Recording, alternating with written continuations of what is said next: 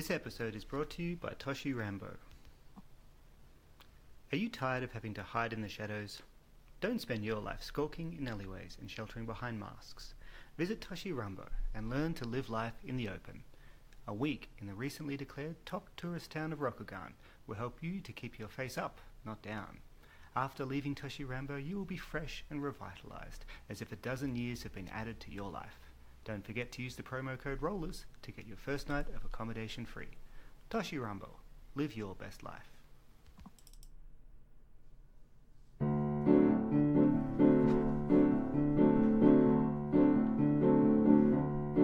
Well, I don't know why I'm listening tonight.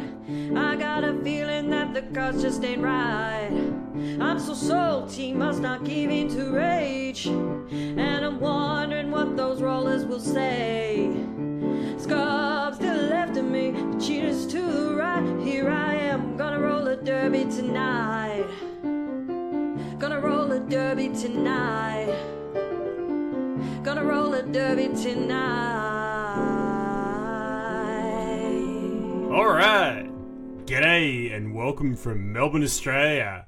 This is Simcof and welcome to the Hidden City Roller Derby, episode 20-something. Not exactly sure what we're up to. How's it all going, everybody? I'm joined here by my co-hosts. I've got a big crew tonight, which is good, since we missed an episode last week, which is pretty nasty. I think we got the mad Wizard of Oz, Merlin himself. How's it going? I'm doing alright, man. How are you? Great. We've got the legendary Toreadory.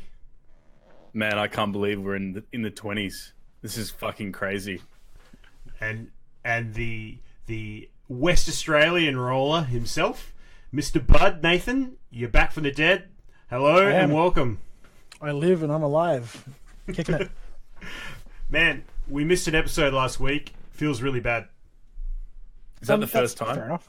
Pretty sure we've done that before, bro. Nah, we've been 3 days late, but we've never missed an episode. It grates on me. Feels really 3 bad. days late, just like that Third Eye Blind song. Yeah, shit. Terrible. We'll turn it to Troll 5R soon enough. Uh-oh. They have like 2.5 episodes in their catalog, don't they? Yeah. Cool. All right. The fact that we don't know says something. So I think like an incredible amount of stuff, like lots and lots and lots of stuff in the Elfi world's happened since we last joined. I think we're at a fever pitch of previews, and we've got the Philadelphia Kotei starting tomorrow if you're like us and recording the Hidden City Rollers Derby right now. Isn't Probably by it the time Madrid you tomorrow? Madrid. I don't know if Madrid's No, tomorrow. tomorrow's Philadelphia, Oh, Philly, bro.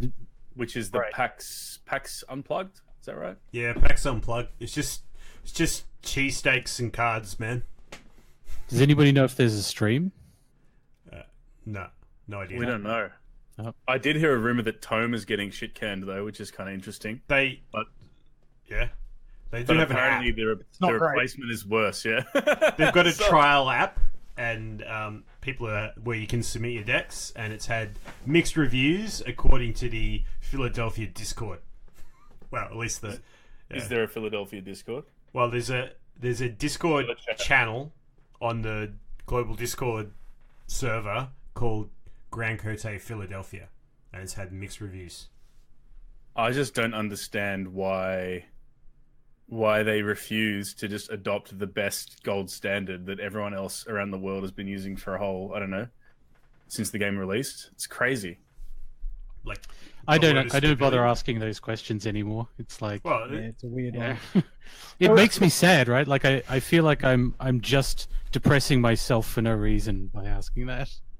There will be some marketing person behind it. No, you got to brand your own stuff, that kind of thing. Won't be I anyone think- that actually is. I think having attended Worlds, I've figured out the answer. Tome is, which is what FFG use at all their official tournaments. That's built by them, it's coded by them, and it's owned by them. So I think that's why. So they can make their little changes and they control it. It's their data. It's not reliant on some nerd somewhere else. So I think that's why they use Tome. I think they don't want to accept the sunk costs of paying some poor, entry level coder to make that thing for the last 6 months or a year or whatever it took him. That's what I think's happened. That occurred to me, right, is like when I'm at Worlds, like the premier L5R tournament that happens each year, like at the end of each round, when you're waiting for your new pairings, they get A4 pieces of paper that they print. And because, like, there's too many people, they're going to print, like, 3 pages, and then there's 2 locations for, like, hundreds of players, and you just wait. Oh, sneeze. That's awesome on a podcast. Enjoy that. Enjoy that, listeners. You came here for lo-fi, and we are delivering. Man, that is pro broadcasting right there. Yeah, there's, like, hundreds of people just waiting forever to, like, get their little spot where they can see their name and figure out which table they're at. And then, of course, there's all the, like, people who are the onlookers that are kind of just doing a looky-loo, or they don't know how to look things up alphabetically. Like, that's a skill that hasn't come to them. And, it takes forever, and then you finally find out where you are, and this is like a mad dash to the table. And yet... And you're stressed because the game takes a lot longer than the allotted time sometimes. Yeah, and you gotta like sit down and put your tokens out and your bling and set your stuff up. And they did give us like a few minutes in between, which was good because otherwise, I mean, it's pretty stressful. Yeah, I agree. But if you just have an app, like all you really need for Tome, like the Tome problems would be solved. I don't know what it's like as a piece of software to use as the admin side, but as a consumer, if there was just a website or an app that just went, here's your pairings. People have phones these days. Like most L5R players, I reckon 97 out of 100 L5R players have access to a phone with an internet connection, right? And you could just use that phone, you could find your pairings and go sit down. Well, that's how we did it at the Melbourne Kotei, and it worked perfectly. Like, they did post pairings on big plasma screens, but it wasn't really necessary because everyone had an app. Lotus Pavilion on there. And also we had a Wayne. Like, to be fair, like there's not a Wayne in Minnesota. Funny thing about Minnesota, and it's the Midwest, and I went to high school there for a few years, and my mum's from the Midwest. Not the same state, but pretty close. And even in high school there were some things that seemed super old-fashioned to me. Like, they're very traditional, and maybe that's just another thing. Like, they like their pairings on A4 bits of paper. I don't know. I don't want to throw too much shade on the organizers because it was pretty cool. But for people that are wondering, there was also a projector in the room, like a giant roof-mounted projector that didn't get used. I was going to say, I don't remember the pairings being on that projector. No. But let's maybe shift and stop talking about how Tome sucks and, the LotusPavilion.com for life, and talk about L5R, like the card game. Can we talk about how the new Kotei format sucks, or do we want to move on to like... We could absolutely talk about that. So tell me about the new Kotei format, and tell me why it sucks, Mr. Burt, Mr. Toreadory.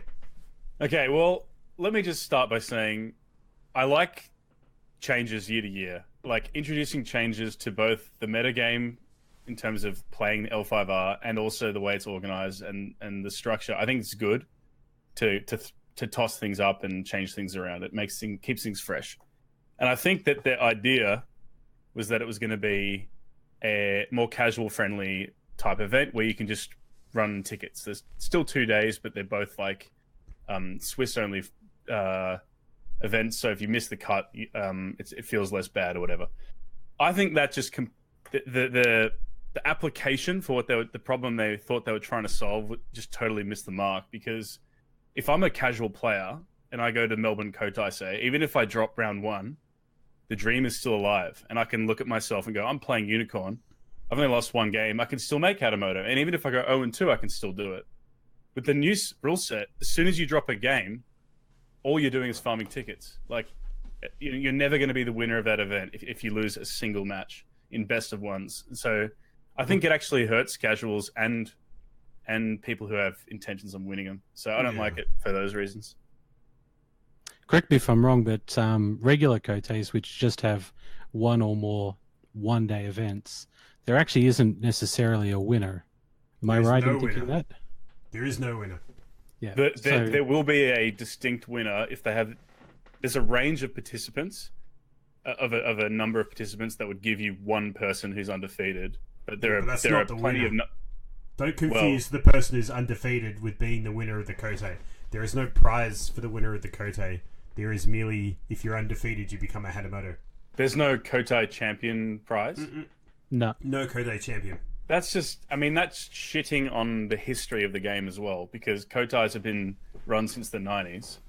Yeah. And I just feel like that's a huge, huge mistake. If you get a G, like a great Kotei, so if you happen to be in one of those cities that gets those, like, 20 people great Koteis, Grand Kotei, sorry, like, then you get a winner. So then you get to play a legit tournament. So this is why, like, I'm looking at the 2019 Australian L5R calendar, and I'm super looking forward to CanCon, because CanCon's going to get probably like 40, somewhere between 40 to 50 people, I reckon, and it's run by just KP, who's a legend, and it's going to be a fantastic tournament. It's going to be well run.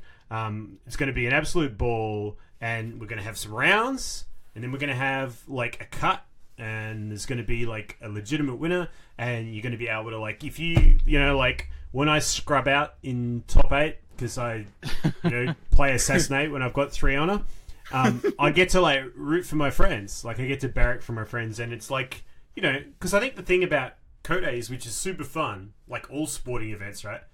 When you're competing, you go, oh shit, I dropped in this round, or I made top 16, good on ya. But you get to like go, oh, well, I've still got this friend, or I've got a clan mate, someone who's like representing the clan that I'm attached to, and you can kind of pin your hopes on them, and you've got like a dog in a race. But like, I feel like there's a story that you can follow, Yeah, absolutely. And I feel like there's no story in the new Kotei format. The story in the new Kotei format is there are non-winners and winners. Well, there's not really any winners, right? You've got Hatamotos and non-winners, and I resent the term non-winner. It's like you get Hatamoto or you don't, and that's it. And actually, on that particular point, one of the things that I thought was unfortunate was that in order to get Hatamoto, you have to have a 5-1 record, something like that. But it has nothing to do with clan, right? No. It's not like all the Hatamotos at one event could be from one clan because that clan is particularly strong at the moment. I felt like that was a bit weird. Well, there will be no Lion Hatamoto for 2019. No. He said before the deluge of cards of 2019. Yeah, look, we're talking about all of the stupid stuff. Also means that there are no losers, right? Either. So no one loses at the Kotei. Nathan, it's great. There are it's just a positive experience. There are just non-winners. Yeah, you go 0-6 and you're a winner. You're equally winning as the guy who went 5-1. At the moment, all these poor kids and players, they rock up and then they leave as losers, and that'll never happen again. I know. That's a really millennial thing to do, isn't it? Yep. I mean, yes, it is. I remember our Melbourne Kotei, and I've been to plenty of Koteis from the old game as well, right? There's some people who, before they turn up, they know they're not in contention, right? They're big fans of the license, the IP, right? They're big fans of L5R. They love their clan. They're big Unicorn clan fans, and maybe they wear purple or whatever, or they're big Lion fans, and whatever they happen to be. But they're fans of the clan, right? And they're dedicated to that thing. They're attached to it like a sports team, like So those people, they might support the West Coast Eagles, the greatest Australian Fool's Rule Board team that's ever existed. And they just understand it and they get it, right? But if there's no, outcome to it, I get what they're trying to do. So I'm going to try and... What are they trying to do? All right, I'm going to be an FFG apologist, right? So as an FFG apologist, I'm going to find the best in what this fantastic company, who, to be fair, have made so many games that I love and play a lot. Not only the LCGs, super fan of the Battlestar Galactica board game. That is on point. And there's just lots of different board games they make as well. But anyway, as an apologist, what they're trying to do with the normal Koteis is turn them into a pep rally, right? Because you've got your prize wall, and it's just a promo fest, right? So you're not going to a Kotei to play a competitive event. So like Koteis are no longer a competitive exercise, right? They're not about the hardcores. They are about the foul casual, right? They're about what you're about is getting full arts. It's about just like putting on your clan colors, having a bit of fun, and that's it. It's just like it's basically a really great social event, right? And then the elemental challenges and championships is where the real deal is these days, because they have legit winners and consequences and stuff. It's just the Koteis they've just for some reason removed the meaning from Koteis and attached that to the elemental championships. That's it actually means a lot for us because we're Australian and we might not get a Kotei at all, but if we do get one, it certainly won't be a Grand Kotei. And so for us, it's the only event that the vast majority of us can go to on the calendar. And that means that the pinnacle, the highest level of FFG support we'll get is going to be a casual event. But I don't think it actually it pleases casuals. If I'm a casual person, I want to, like you said, cheer on my clan and witness the pageantry of the ceremony and, top-end clans. I thought that was the best part about organized play this year. So I'm going to be sad to see that go. Well, I certainly know that, the Kotei last year in Melbourne, right, is, as I was playing Scorpion and I did okay. I ended up getting the final. But like I had folk who were diehard Scorpions coming up to me and they were like, cheering me on and stuff. And I'm sure Glenn had the same, and you probably had the same for the Lions. And it's like you're in it together, right? And it was real fun. It's like a real community building exercise. And I think that in thinking in their line of like what was going through FFG's mind, what I'm guessing is that they were trying to turn the Kotei into like a pep rally, a community building event. But I think they've actually done a great disservice to the idea of community building, because I think a lot of the community building was rallying around your friends who are playing the same clan. You might be from a different town, you're out of state, whatever else, and you go, oh hey, you play Lion 2, good luck, bro. And you're in there and you're helping them out, and you're trying to, you've got friends that you didn't have before. I think it's a lot of fun. But I mean, as an exercise though, if they were to have changed, if you were just to swap the names between the Elemental Championships and the Koteis, right, and have those that'd be great. Each one, how would you feel? So really, I mean, they've not ruined any tournaments or anything like that. They've just changed what they are, and so people are expecting one thing and not getting what they expect. But the appropriate events are still there, right? They can still do competitive events. You just need to. I totally agree. But they don't award Hatamotos at the elemental stuff. Yeah, and I mean the premier title. Well, let's take a step back. The casual event births the title, the highest level of title that you can win in L5R, apart from winning Gen Con or Worlds or whatever. So it doesn't make any sense. It just doesn't make sense. I guess like you so that's where the role selections take place, right? Or the votes for roles and at Kotei, Elemental or whatever. Yeah, with the Elementals you get the role selections, right? The Elemental Championships. You do. That's right. That's true. So I mean, for me at least, being able to choose a role and influence the game, I think would probably mean more than the Hatamoto title. Is there some kind of title that comes with the role selection, other than just but it is meaningful, as you said, right? Because being able to have an influence on which role gets selected next has a very it's very impactful, right? Yeah, I'd say even more so. I mean, like everybody at this point knows Eric. You know what I mean? Like everyone knows Shen.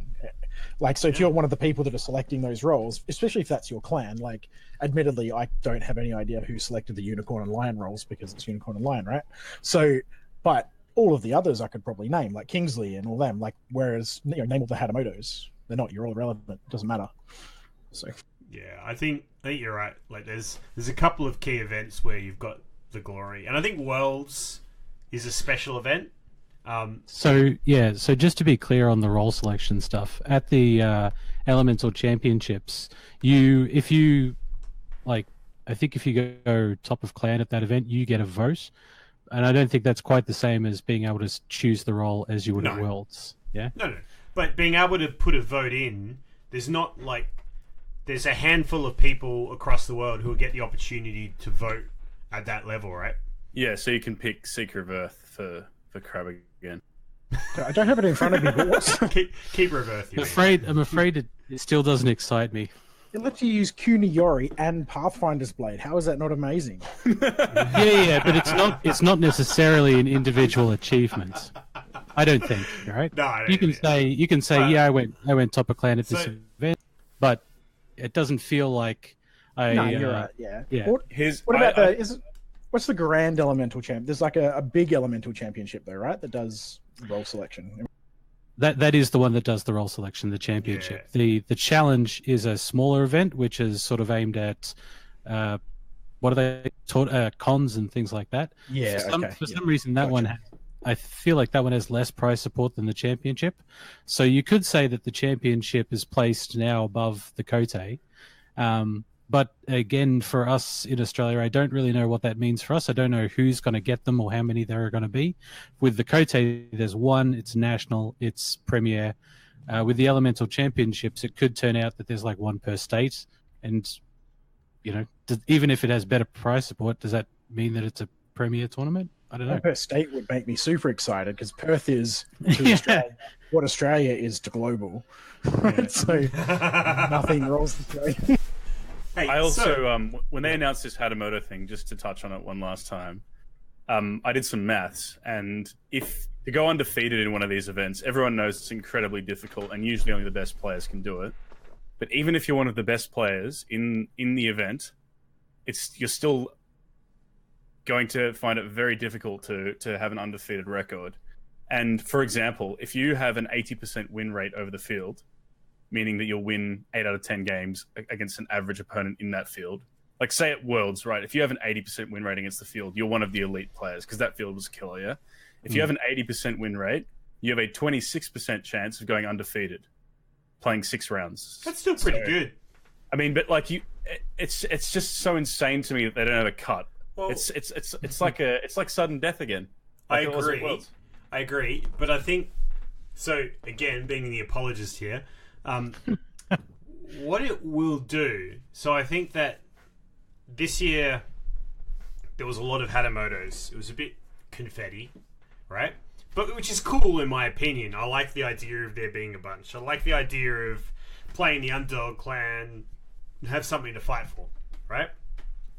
And I also like the idea that, in the last few sort of cycles of meta where maybe like Scorpion, previously Crab, and Dragon have been sort of ascendant. That if you want to play Dragon, if you want to play Scorpion, and you want Hatamoto on those clans, it means something because there's a lot of good players playing those top clans that it's harder to fight for.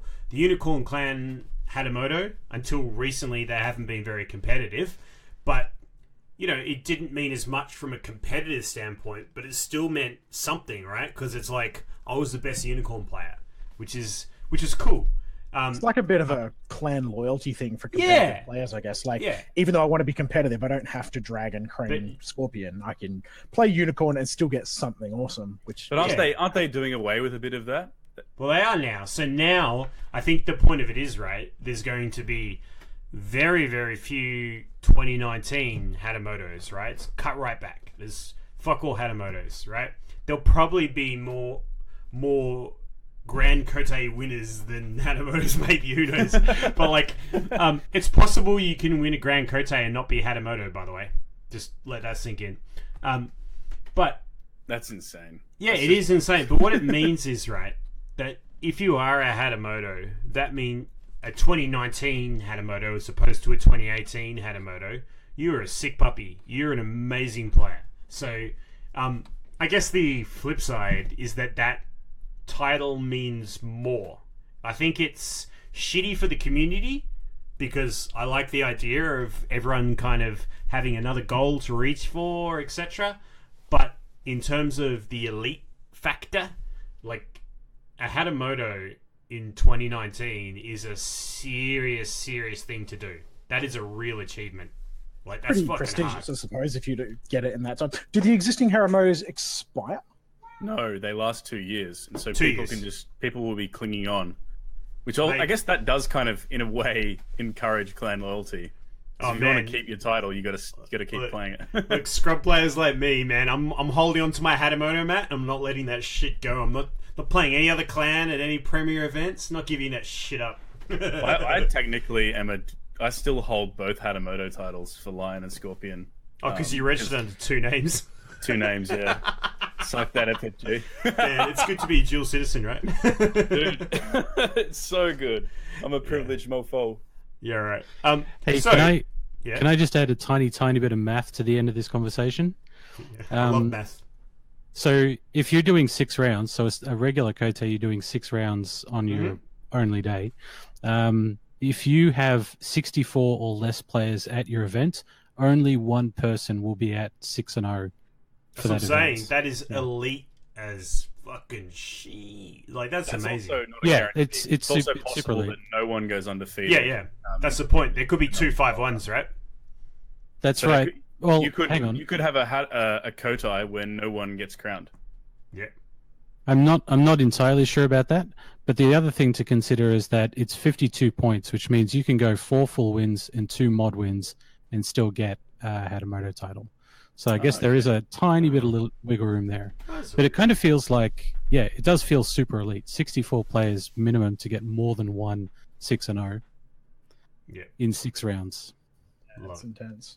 Okay, so speaking of like prestigious events, I hear there is an ultra hardcore West Australian event happening. Is it this weekend, Nathan?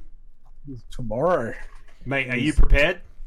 Well, I've got the pig carcass out the back, and I've been giving that a workout. been smashing on, punching it out every other day. In slow motion to We Are the Champions. Do you want to tell us about the Ultra Premier event that's happening in WA tomorrow? The Ultra Premier event tomorrow in WA is a single core event with new roles and the existing restricted list. And it's going to be rough. 30 cards. Wait, you've got a restricted list for a single core environment? Yeah, you know, just because you can't handle that pace, you need your crutch cards in your single core event. Dude, I love it. Unnecessary. Yeah. No, we're running this still because really the whole thing is for people who maybe started the game and went, too hard, I'm out. And have maybe got one core and they want to give it a burn and see what the game is like with people who know how to play and haven't maybe had that opportunity. And particularly when you're running single core and 30 cards, I figured if someone was to play Phoenix and just run like as many of those restricted cards as they could, it'd just really roll all those people. It'd be pretty rough and hard going. And we didn't really want that hyper competitive thing. That's why we just kept the restricted list in. And keeping the new roles as well on that, which means we haven't played anything core, whether it be single or full core, with those new roles yet. So it's going to be a little bit different for the old people as well to go back with new roles and see what you can do with those things in that environment. But I'm really keen. We've already got probably half the potential attendees or the sworn attendees at this point are all people that aren't our regulars, which is really cool. So we've got awesome. sort of That's really good 6, idea. 7, 8 people of the 16, and that's just the ones I think that we've spoken about so far. So there may be others as well, people I don't know. They've just Do you want to picked them up at shout out? random. Is it worth shouting out the game store that is hosting that? Oh yeah, it's good old Good Games in Cannington, Western Australia. They're Cannington, putting this baby. one on. Yep, they're good right in the centre there. Is that on the Albany We've got, Highway? yeah, that's the one. Oh no, they're a little bit off that now, but yes, they've moved since you lived here 1,000 years ago. But they're a really solid store. There's actually like a triumvirate of stores over here, being Stratagem in the north, Good Games Cannington, and very recently Good Games in Rockingham down south, who have all started communicating with each other about when to host their events. So they sort of stagger them out for the community, and the stores are all sort of working together to get like this L5R scene sort of ticking over for us, even though we're small. And we're only a tiny community, so getting people in is actually quite difficult. Especially because a lot of us don't have a lot of time to trek around. But yeah, no, the stores are really going really, really well. And it's a really fun game. We've got some old people coming back, which is great. We had a few old ones last time, and still new people. Like every tournament we have, which is probably 1 or 2 a month, probably one every 3 weeks at an average. We have probably at least one new face every time, and that's been huge, pretty man. consistent. So it's good. I think that one every 2, 3, 4 weeks is probably ideal in terms of keeping people interested, and I think it's a really good separation between the events. It feels like sometimes here in Melbourne, like there are just too many on in a month, and so people just pick the one they can attend best. Like this weekend, we've got numbers. 2, right? We've got it's crazy. The tournament on Saturday and Sunday, and there's a few sickos that will go to both. But that's why Mark, who's the owner manager guy in Stratagem up north, for the northern store here, he's the guy that said, "Oh look, we don't want to smash everybody with events, so I'm going to create this calendar, contact the other stores, and we'll get some organisation going on, and sort of so everyone can have an even spread." Which suburb is Stratagem in? Stratagem is in Warwick. It's pretty big. It's an amazing. It's so regional. Like for all the listeners out there, I wonder how many listeners do you think that we have that live in Warwick? Just Nathan. Nathan does not live in Warwick. Man, you have no idea of West Australian geography, do you, Bert? I'm not that highbrow. I have never been, and I probably never will go, let's be honest. Unless there's a Kotei there, right? If there's a Kotei in Perth, I'll be there. Wait. Sorry. Unless will you get a an tattoo of Western Australia on your butt? That's the question. If they put a Grand Kotei in Perth, then yes. Now listen, Bert, this is the 3rd time that you have promised and potentially might not deliver. You're going to have no skin left. Aren't you supposed to eat some cards and, some other things? I never gave time frame on that, You guys didn't. You needed to be more sticklers with my conditions about those claims. All right. Hey, I wanted to just shout out a few things here. Toreadory, did you receive some amazing present in the mail? Yes, I did. Do you want to talk about it? Yeah, so when we were doing the Australia v France League, I was interfacing with this guy Choopy. That's his Discord handle. I've got his first name here. One sec, let me find it. That's a legit French name, Choopy. Speaking of which, when is that going to start? I'm ready to take some French scalps. That was 2 seasons ago, right? The problem was basically as soon as we were going to do that, it was school holidays in France, and then the World Cup happened as well. It was just bad January. timing, I think. We got to time it. I reckon sort of mid to late January, maybe. Anyway, but Choopy, because my name is taken from a clan from Vampire the Masquerade. Nerd. Toreador. He recognized it, and he made me a Toreador themed dial, and he mailed it to me. He asked for my address months ago, and I just gave it to him because I don't know. And he mailed it to me, and it came, and it's fucking amazing. It's to hell with Gen Con dials and Kotei dials. I'll the never... Vampire the Masquerade dial. Dude, I will never use another one. Honestly, it's so cool. And you have a signature dial now, and it's just out of the blue. I didn't ask for him to make me one and do it. So what I'm hearing is French people are awesome. Yeah, I mean we met Shoot at Worlds. He was cool. Shoot was super cool. Was awesome. Yeah, he was a cool dude. He's into some cool music as well. He recently recommended me a track which was on Arthas from World of Warcraft. It was a sick European metal band just singing just screaming about Arthas. It was the Frozen Throne. Those old Warcraft campaigns had such great storylines. Man, Warcraft 3, one of the worst games ever made, but it had 2 amazing things going for it. One, you shut your mouth. It had 2 great things going for it. One was the cinematics of that game were phenomenal. That Arthas story, that was just the Lich King, Frozen Throne, phenomenal, right? And then the second thing was obviously Dota, the add-on, the custom games, the stuff that Blizzard didn't do. User-created games, yeah.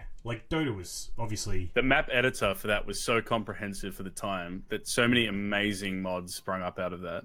And then Activision bought Blizzard and all went downhill. But when they were their own company, StarCraft, the maps, Warcraft, the maps, it was man. Yeah, Activision really toileted Blizzard, didn't they? Because they bought them after WoW first got big, right? And then they fired all the original designers of World of Warcraft, if my memory serves me correct. They did, and they're just turning it into a mobile app like microtransactions farming company now. But anyway, yeah, man, you can Diablo on the mobile device, Android Diablo. It's gonna be Who's great. hyped about Diablo Immortals? Yeah. Ben and I were in Hollywood when BlizzCon was going on, and he was like, he was like checking his scroll because it was like 4 or 5 days BlizzCon, and every day was sold out. We thought about going. We're like, no, like secondhand tickets are going to cost us hundreds of dollars. Like fuck that. But the big Diablo announcement was the fucking mobile game. The microtransaction mobile game. Fuck you, man. Blizzard. So embarrassing. It's just embarrassing.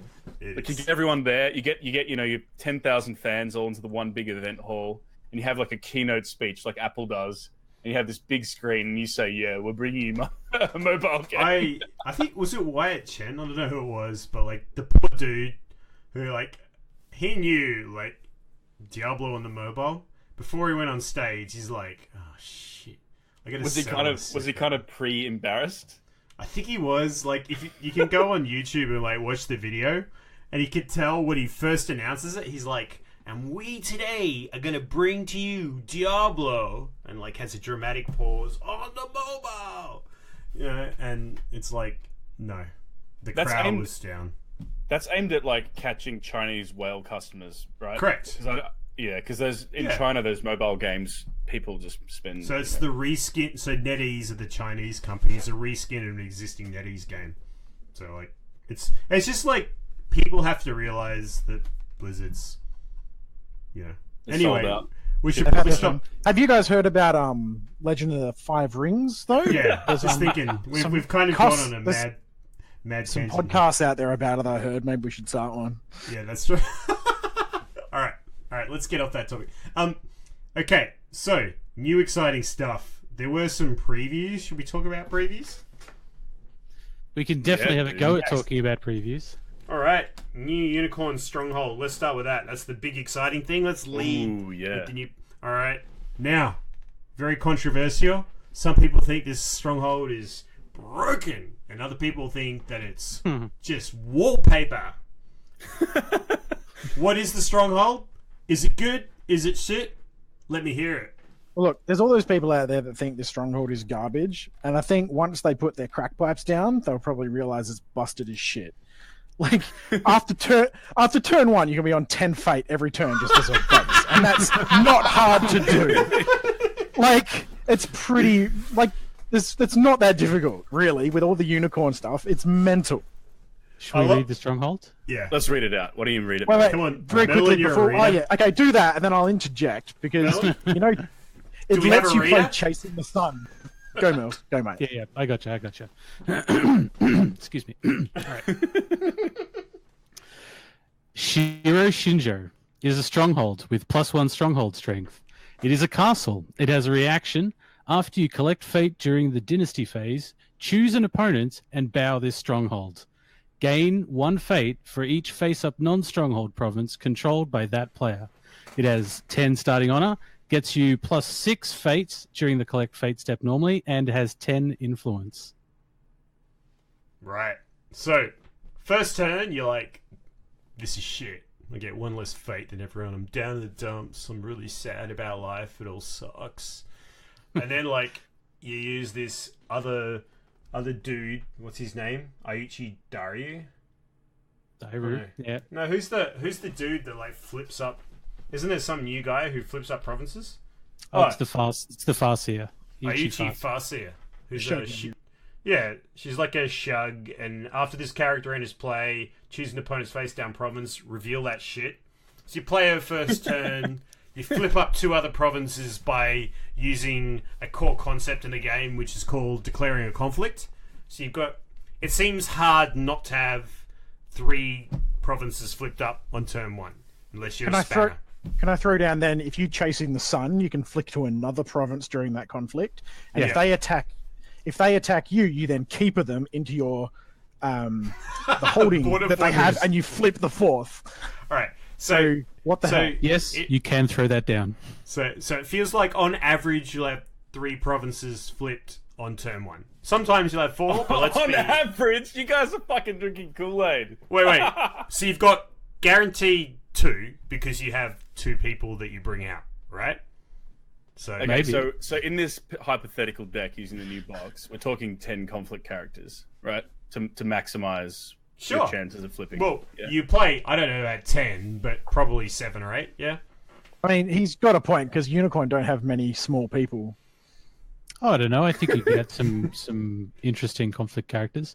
So if you go Seek, you've got Seeker Kami, which is kind of good. You've got Goblin Sneak, which is good. Uchi Wayfinder is really good. There's 9 already if you really want to go all out. So look, this is a from turn 2 onwards, unless you're playing like a dickhead, it's a 9 fate stronghold, right? Like, and so, I mean, I think Fate's good, but I know Bert's pretty angry at Fate. He fucking hates Fate, apparently.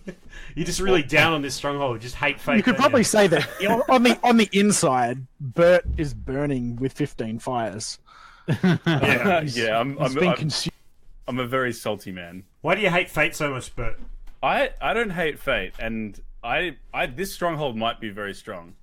I'm just not too sure. I think there's this widespread assumption that it's going to be very, very strong. I don't think that's warranted just yet. One thing that I do think is cool is that it's the first economy-based stronghold to do with Fate rather than honor or card advantage. So from your perspective, are economy strongholds traditionally shit? Well, the other 2 in the game are both the best 2 in the game. Yeah. That's So Kid I and don't know Sal. why you're so down Yeah. on this stronghold, man. No, well, all right. Can I just say my reaction was lukewarm, and so was Johnny Shen's, and that guy is the expert in Fate management and Fate investment. Okay. He's the resident investment banker. Because for but Johnny that's 'cause he wasn't Shen, Scorpion. getting 10 fate a turn doesn't matter when you already have 30. Right? Which is basically how he plays. It's irrelevant. According to Shen, if he has 30 fate, it's your fault. You let him have 30 fate, mate.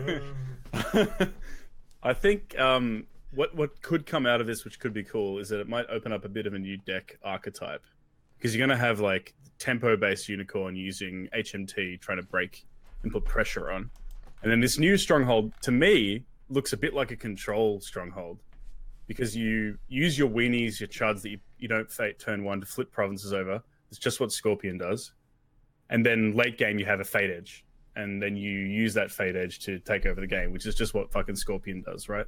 Yeah. So, in my eyes, it might open up a new archetype, because all you need to do really is to not have your stronghold broken in the 3 or 4 turns. If you can get the game to 5 or 6 turns, then you're probably going to win. I feel like Kind of. though, having 10 fate a turn is going to probably help you get there. Yeah, I kind of disagree. I think this is an aggro stronghold. It's not a super like turn 1 aggro, but it's like mounting pressure kind of thing. So you've got a few fate on turn 1. You need to get some guys out and flip some strongholds and not die. Fair enough. And then on turn 2, you bring in 3 people out on Dynasty, and then 4, and then Force of the River, and then it's just this mounting army from the unicorn. So I think it's aggressive. Yeah, it's like I mostly agree with Merlin. I think the idea is that you sacrifice a bit of tempo on turn 1. So your game plan on turn 1 is just flip shit. You're a flipper. That's what you're doing. You're like one of those, you're like someone who's in their mid-40s who just loves renovations, buying houses, flipping them, right? You're just flipping provinces. How One of did those you not, insufferable fuckers. I was thinking flipping burgers, Simcof? How did you not get to Shane Warne at that point? Just then, the flippers. That is true. You are. You know what? This unicorn deck might be dubbed Shane Warne. And what I love about dubbing the unicorn deck Shane Warne is it means that our English listeners, UK listeners, they know what we're talking about. The Australian listeners, they know what they're talking about. And our Delhi, Indian listeners. Yeah, Delhi and Calcutta listeners. And we've got listeners from Delhi. I'm aware of that. Shout out to those guys. Or girls. They know what we're talking about. But some of our United States listeners may not be aware of the magnificence of sleazebag Shane Warne. One of the best. Neil would know, because he's a cricket fan. Mate, Are they aware of cricket? I don't know. They think it's like rounders. The Comment Yankees. down below I'm not if sure you know what what it is. cricket is. Yeah. Shout out to American people who understand the greatest sport on earth. Can I just make the case about this stronghold for a little less of a fervent reaction? Because the community has basically come out and said it's really strong or bordering on OP, right? It's good. Turn one, you are at a fate disadvantage. Yep. But you still should be able to flip 2 most of the time, assuming you build your deck a certain way. Now, building your deck that certain way may make it less efficient than, say, their current deck, right? They don't really want to be playing 10 conflict characters. They might have to, because you've got such great attachments and events. Something has got to give, so you're going to give up a little bit of inefficiency.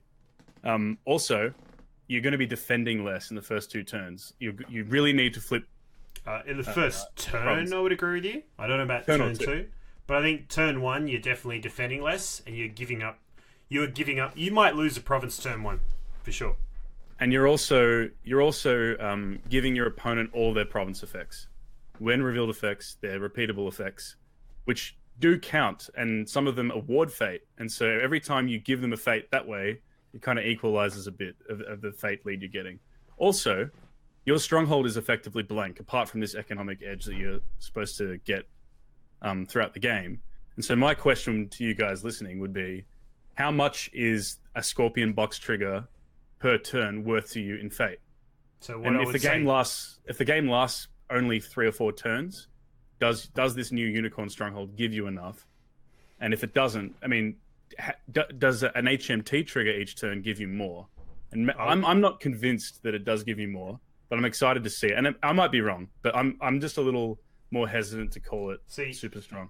My thought is, if that box basically reads bow, gain 2 fate, feels good. I get it. I get where you're coming from. I get that there's it's not an auto win sort of deck. And Stronghold shouldn't be that OP, right? City the open hand is probably a bit too good, but I think the point of it is that it gives you this canvas where you can now paint a new sort of deck, right? And I think there's going to be a lot of fun in figuring out how to get the best use out of this thing. And I think there's going to be some initial archetypes that are all about chasing the sun, and that new Wayfinder, and just about flipping all provinces as quickly as possible. And maybe that's efficient, maybe it's not. And I think in time we'll see some experimentation. And I reckon about a month or 2 after the Unicorn pack hits, there's going to be an extremely broken deck with this thing out. But I agree that, we always overreact. Everyone, when they see a new card, they were like, that's the best thing that's ever happened. I can't believe FFG printed this. Or I'll raise my hand. My response to Spreading the Darkness was clearly incorrect, in hindsight. Cool. Right. I just think, the most exciting part about this for me is the prospect of an entirely new archetype. Yeah. Yeah, absolutely. And I think it'll be control. I'm guessing it'll be not necessarily control in terms of maybe more like a long range is a better word to use. So a deck that flips early and defends, and then late game uses the fate. That's what I'm thinking. But who knows? It's exciting. The prospect of any new type of deck to be able to build, like a new archetype, is fantastic, and I really enjoy that. The other thing that makes me just a teensy bit salty about this is a 3rd province for Unicorn. Before we've seen a 2nd for some of the other clans, that grinds me a touch. Yeah, those poor Crane suckers, right? Just still on that one blank Stronghold. Well, they're going to get theirs the very next month. Crane Stronghold's amazing. Well, maybe the next month, right? What does it do? Automatically makes you immune to a political poke every turn. Well, if you've got the political favour, that's not true, right? Why not? Because if your dude's bad, you still got 1 political force. But you've got the favour because you've got this amazing stronghold and stopped their poke, so they never got the ring, so you kept it every turn. I love the West Australian meta. You know what? Eric won the World Championship with a blank stronghold and no guest of honour, so I think Crane are fine. Yep, mic drop. Boom. But is that a mic drop for Crane or a mic drop for Eric? Mic drop for Western Australia, mate. So, I know we're 50 minutes in at this point here, but has anyone been playing L5R recently? Yeah, the Discord League. Yeah, how's that going for you, Merlin? Discord League? How you doing? All right. I'm not doing too terribly. I think last time we spoke, I said that I wasn't really sure what I was going to do against Dragon in the end. I decided to just play enough things to make them trigger their reprieves and Fingers of Jade so that I didn't have to worry about them. And it seemed to work out. So, are you finding Oracle of Void? Is that still the thing you're doing? You're like Dishonored? No. So this deck that I played, I've actually got 3 decks going on at the moment. I've got a Monk, Fist of Fury type of deck. And I've got the Oracle of Stone deck you out type of deck, and then I've got the Crane Splash. Please don't knobsack my characters, and I'll knobsack yours. If you get a knobsack off with Fushicho, it feels so good, so good.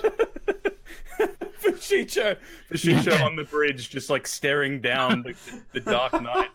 Dude, you charge him in. So the deck is Old Box Phoenix with Taryu GI and charge as your restricted pick. So you charge in Fushicho, and then you duel with one of your Shigenja that has been pumped by the box.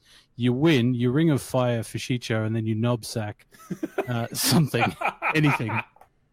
Well, see, I used to do something similar, but I'd feed Fushisho to my Stoic Gunso. Yeah. That one's I love it. Fushisho to your Stoic Gunso. I love it. Yeah, and then you get your Tadaka out of the dead box mid-conflict, so you get him for an extra turn. And then you attack with it. It's fucked. So against Dragon, it's like, you box their guy so they pop Finger of Jade, or you knobsack them, or you just target their guys with stuff. And they run out of guys. I haven't actually played much L5R this last week. I've been playing the shit out of Magic the Gathering Arena and also a bit of Artifact. Mainly because I was experiencing like just a little bit of post Worlds.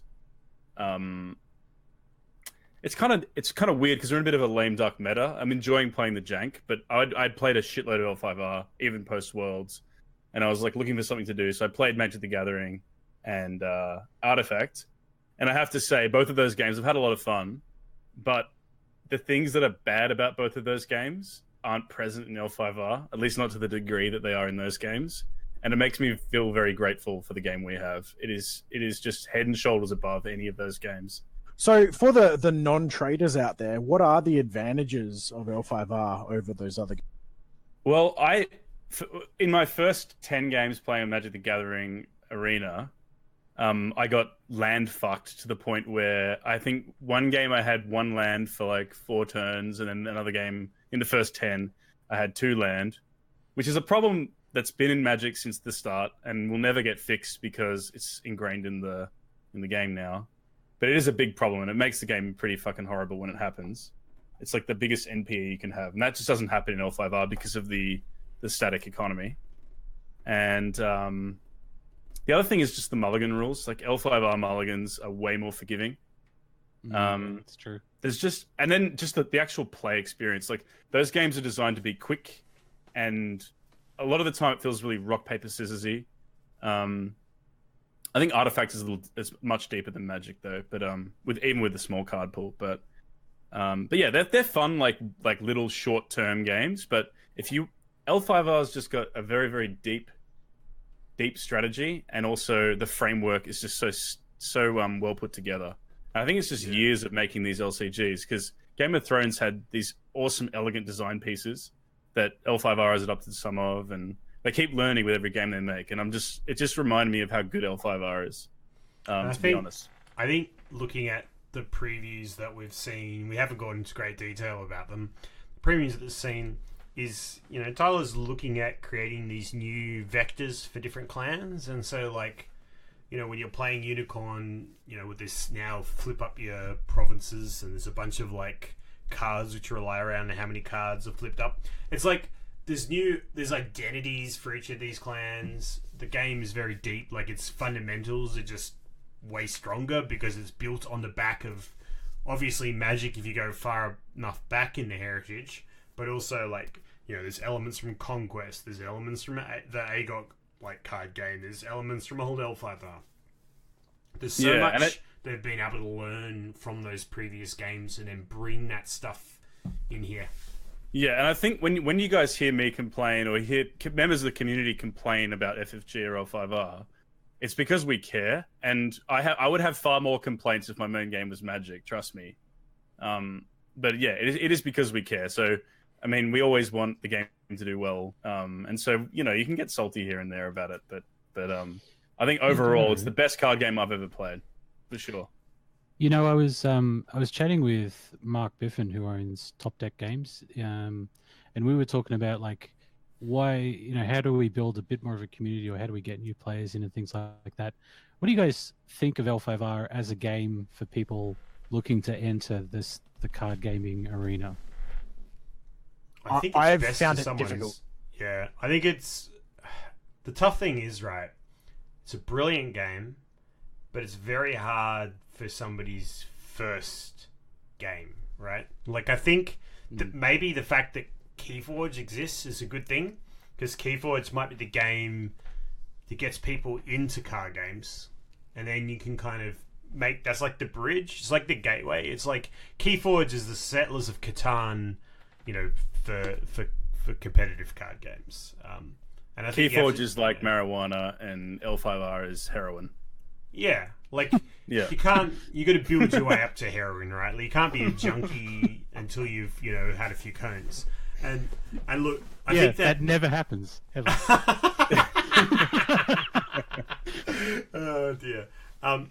But Glenn, locally here, and Chris is kind of like the new player whisperer. I think of him as the Melbourne Shepherd. He's the Shepherd 5-0. I went last Thursday. They've organised this sort of like resurgence of Ringwood. Ringwood's been reborn. There's Next Level Games out at Ringwood. Is another one of those great Melbourne gaming stores, regional Melbourne gaming stores. And we've got a few new players in there, and there was a guy who's familiar with the L5R settings, played a few card games in his life, but was certainly not the diehard sad no lifers we are. And it was interesting. I played a game with him, teaching him the game, and it was interesting kind of seeing like, oh shit, like it actually takes a lot of time to appreciate this game, learn all the concepts, and get to the point where you're very comfortable with it.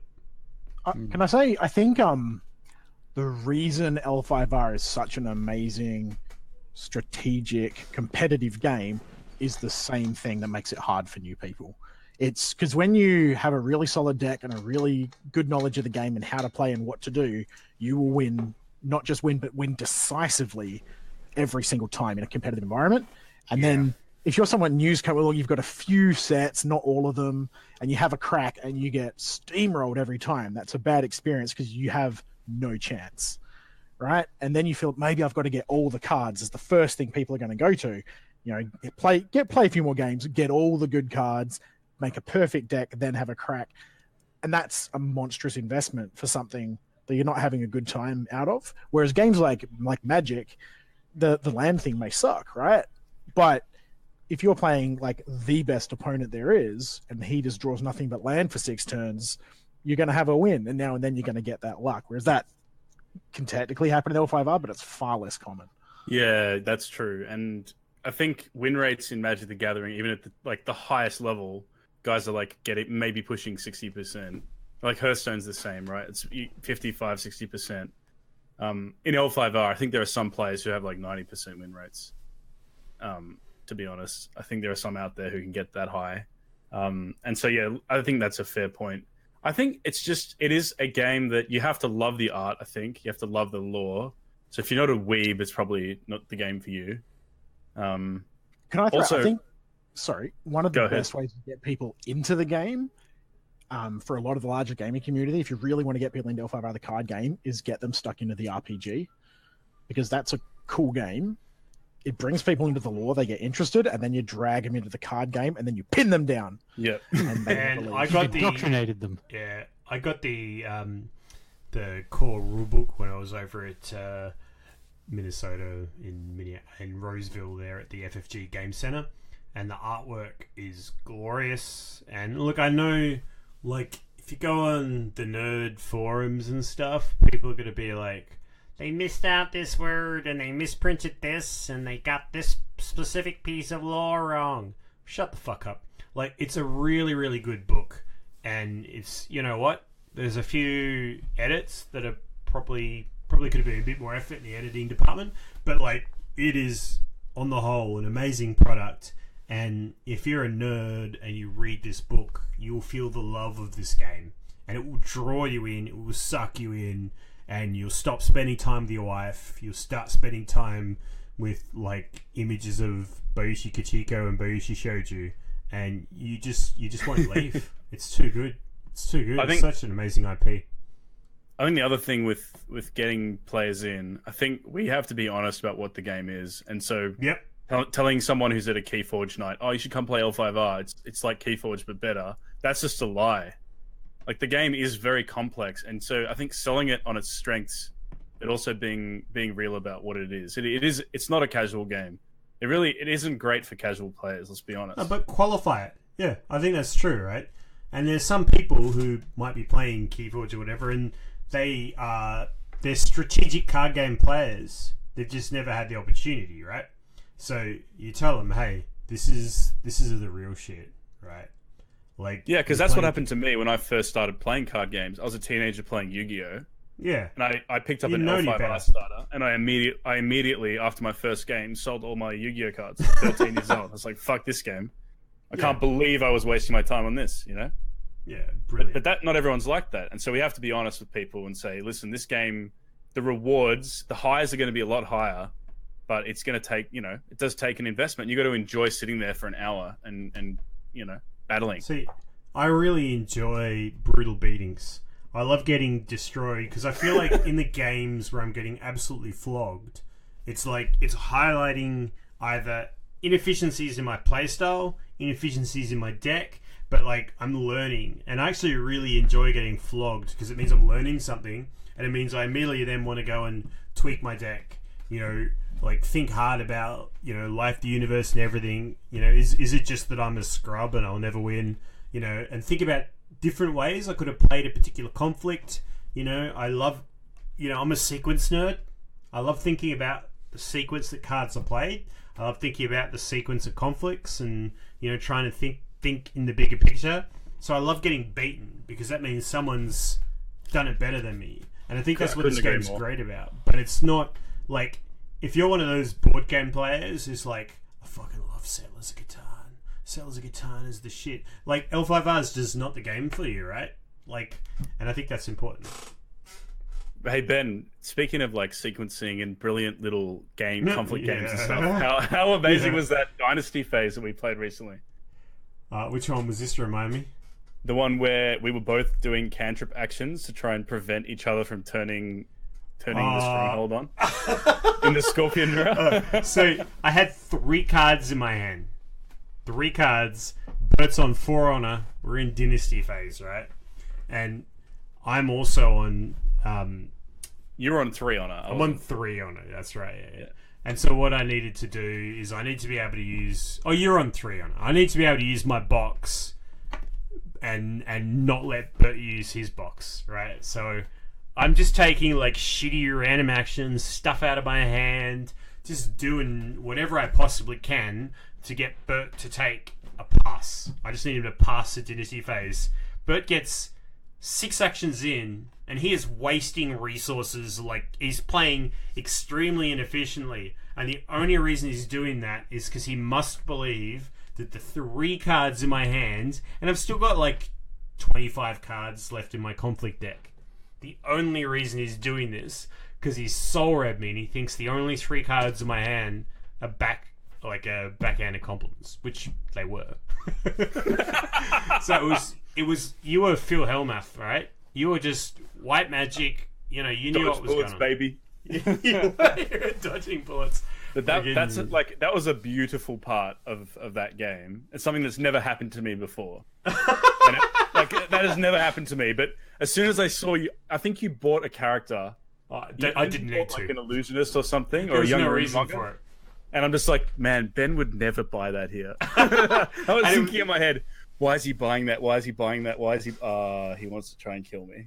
I think I think like I think I bought some character that was like a 3-coster or something with no fate that I would never buy with no fate. Like it was extremely inefficient dynasty phase action. But there's these really subtle things. And that's probably Bert knowing me and my specific playstyle. Like I fear that if you're in a tournament and you see an opponent do that, you go, "Oh, that opponent's like a scrub," right? And that's like a lesson that was learned very hard at Worlds for me as well. Like, don't disrespect opponents. Just because your opponent's like drooling on the table and has bad personal hygiene and, you know, barely has a command of the English language. Some of those people, the reason why they can't speak properly and they've got really bad hygiene is because every second of their life is spent figuring out how to be good at L5R. Right? So you just got to be careful. Like, and now what I do is if I can smell someone before I see them, I respect the shit out of them at the table because I'm like, that's the smell of fear, mate. That's what that is. I'm like, man, you have spent that time where a normal human would shower, figuring out like some really obscure spots in L5R. You're like Rain Manning that shit in the shit. Because you never get to the shower. You're too busy Rain Manning. You're like, oh, I'm going to be late to the tournament. I better put on this shirt that I haven't washed. You know? And, yeah, so... Don't judge a book by its smell. Yeah. That's a great place. Well, we've been talking for a long time now. And I'm in danger of alienating too much of the nerd community, I think. So, any final thoughts before we bring this sucker to a close? I just say good luck to everyone in the Grand Kotei, and I hope they get the same numbers they got last year, which was 220. But I don't think that'll happen because, yeah, I mean, the game was new then, but yeah, should be a top quality event. There's a lot of great players going, so I'm excited to. I'll be keeping up whenever people post the low resolution photos of the pairings and stuff. I'll be watching. Who's your pick? Ooh, well, if Anil plays Dragon. Secret Void Dragon, he'd be one of the favorites, I imagine. Spectre. He'd a Spectre. I reckon Anil would be keen to not redeem himself, but like, because he did really well, obviously. He always is an amazing player, but he didn't get quite as high as I think he expected at Worlds. He was at like top 30, wasn't he? From memory? Yeah. Top 16? Top 64, and that's an understatement. He went and drank. I think he downed like 4 or 5 cocktails in a row. It was pretty hilarious. Yeah. First of all, that's fantastic. The crane player good that on beat him. Yeah, man. Like, but I remember talking to the crane player that beat him. He's like, that was his Worlds. Like, he didn't care what happened after that. He's like, this was my achievement. This was amazing, and he had like the Worlds of his life. But that says a lot about Anil's status as a player, right? Like, if you absolutely. can go to the Worlds. You're not going to get anywhere near the top 2 or top 8 even, but you beat Anil and you're like, I'm done. This is amazing. Yeah. That says a lot about the prestige of Anil. Like, I'd probably take a massive win over Anil over like winning a local Kotei or something, like hands down. Yeah. He does have that sort of, it's like a Tyson-esque effect. It's an aura. Yeah, he does. And I know when Ben and I were training in our Hollywood bunker doing the reps, that was our goal, was to beat Anil's Dragon deck. Like that, our deck was super leaned towards that matchup. Yeah, and so but that's what he does. He sets the benchmark for everyone to chase, which is it's nice to have that in a game. Back to Philly, I think Mr. Spectre, the man who wears the fedora and the sunglasses and he's too cool for school. I think he's the defending champion for Philly, right? So I think last year he won. So I think he'll be going out. So I got a few picks, right? So my main man Palumbo, who's just a sick boy Scorpion player. I feel like he's going to go super deep. I think I'm a big fan of Palumbo's playstyle, and I think he's going to do well. Also, Isomalt. I reckon Isomalt. Is he going? Man, yeah, he's there. He's going to have. He's going to be on like 3 hours sleep. I think his flight got delayed because LA was raining. But like, man, he's in it. And I reckon he's going to run deeper. He's like the dark horse of the tournament, you know? I got to play him at Worlds, and you know when you first sit down, I'd never played him before, even on the internet, I believe. You know when you sit down across from someone, and right from the first turn, you can kind of feel the skill. Yeah. That's how I felt when I played him. I was like, whoa, okay, this guy knows what he's doing. This is not going to be an easy You don't game. always get that. You don't always get that straight away, but straight away I was like, all right, he's on the ball. But he might be a guest in our podcast in the coming weeks, along with some of the other Portland guys. Yeah, That'd be let's hope sick. so. Those Portland guys are pretty damn cool. Merlin, you got any picks for Philly or any thoughts on maybe the meta, what it might look like? Any clans you're expecting to do better, do well? I'm not entirely sure I do as far as like picks go, because I'm other than Palumbo, I don't really know who's going. So I guess I'll just cheer Palumbo on. Yeah. I think Crab with Fight On, I mean, that's going to boost them up the rankings a lot, I'm sure. That's true. I wonder if Mosey's going. Who knows? That'd be cool. I mean, that is another guy who's just incredibly skilled and very creative deck builder. He's a sick player. Yeah. But yeah. I wonder if Scorpion Seeker of Earth having such a good showing at Worlds, I wonder if you'll see a bunch of that. Keeper of Earth. Scorpion, Keeper of Earth. Keeper of Earth, my bad. Yeah. Palumbo at Worlds played a Keeper of Earth deck with the Phoenix Splash, so who knows what he'll play at this one. But he ran extremely. He went 5-1 on day one, which was super impressive. Like only losing to O'Neill. Yeah, that was really impressive. And Spectre, man, that's like Nathan, your namesake. You used to use Spectre as your like internet handle. I did. I've moved on to Butters now, thanks to Butters. Mr. J. Christoph. Butters during our game, and I went, I'm keeping that. That's it. It's done. Dibs. Spectre, I met him at Worlds, and I was in between rounds. I was having a chat to him. We were telling each other bad beat stories and stuff. And I didn't know what to expect, because you see him on the stream, and he's got this kind of intimidating presence, with the glasses and the hat. He's actually really nice dude. So shout out to Spectre. Good luck at Philly as well, man. Cool. All right. Well, thanks everybody for tuning in. We'll make sure we do a bit of coverage for Philly. I mean, we're nowhere near there, but we wish everybody well who's participating in that event. And if you're listening to this on your break, or you're at your hotel room, and you've probably had one or two too many drinks before you're supposed to go to sleep, and you're just trying to get to sleep and listening to us, man, just turn off the podcast. I'm going to speak very slowly, and you should just slowly fall into sleep. And tomorrow you will win. You won't make any mistakes. You're not going to overextend. You're just going to do what your deck's going to do. You're going to do your game plan. You're not going to pull anything fancy. I believe in you. And that's all from us. Until next time, we've been the Hidden City Rollers.